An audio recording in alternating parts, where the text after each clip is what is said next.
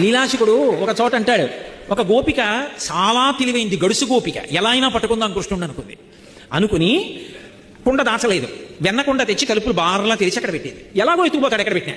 ఇప్పుడు వస్తే ముందు పిల్లలందరికీ పెడతాడు, పెట్టేటప్పుడు చెయ్యి అంతా వెన్న అవుతుంది, అడుక్కెళ్లే కొద్దీ తీయాలి కదా, మరి మోచేయి వరకు అంటుకుంటుంది. ఆఖరణ తను తిందాం అనుకుంటాడు, పట్టుకుంటాడు, రెడ్ హ్యాండెడ్గా దొరుకుతాడు. అమ్మకప్ప చెప్తాను పట్టుకెళ్ళి అని. ఈవిడ తలుపు చాట్ల నుంచి కుండ అక్కడ ఎట్టింది. రాణి వచ్చాడు, అటు ఇటు చూశాడు, ఆయనకి తెలియదు సర్వజ్ఞుడు.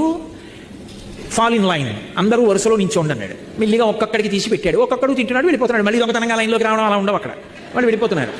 అందరూ వెళ్ళిపోయారు, చూశాడు, మళ్ళీ చెయ్యిలా పెట్టి ఆకరణ తీసి తను ఇలా తినబోతున్నాడు. టక్కన వచ్చి పడుతుంది. దొరికాడు రా అనుకుంది.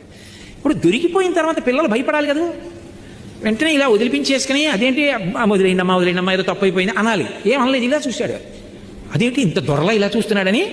ఆవిడ అసలు ఏమంటాడో చూద్దామని కస్తంబాల అంది. అబ్బాయి ఎవరు నువ్వు అంది. ఆయన అన్నాడు బలానుజ, బలరాముడి తమ్ముడు అన్నాడు. మధ్యలో ఈయన పేరు చెప్పడం మానేసి ఆయన పేరు ఎందుకు, ఇంట్లో ఉన్నవాడి పేరు బలానుజ అని. ఆవిడంది ఓహో కిమిహతే మన్మందిరాశంకయా, ఇక్కడికి ఎందుకు వచ్చావు అంది. ఇలా చూసి ఓ మా ఇల్లు అనుకున్నాను, మీ ఇల్లా.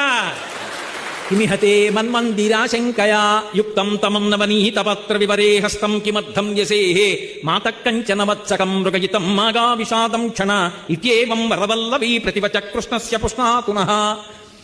అయ్య బాబోయ్, గుండెలు తీసిన బొంటు, మా ఇల్లు అనుకున్నావా, అందుకు వచ్చావా, మీ ఇల్లని కాదని తెలియలేదా అని. ఆవిడంది సరే కుండలో చెయ్యి పెట్టావు అంది.